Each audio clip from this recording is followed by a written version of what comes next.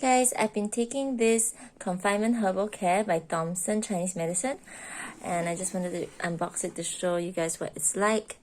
It helps you recover, nourish, and vitalize yourself during your confinement period. So if you don't have a nanny, I think that this is really convenient.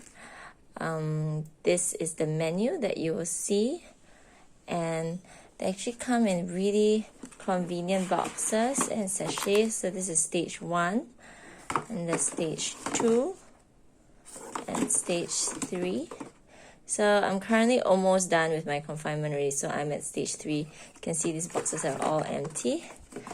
And then the good thing is that it comes in really convenient sachets like this. So the herbs are all in powdered form. So all you need to do is put some hot water in a glass, and then you just sachet it, stir it, and then drink it. It's really, really convenient. And then also it comes with cordyceps that you take at the end to boost your immunity. And if you need actually more milk flow, they also come with this to help you boost your supply.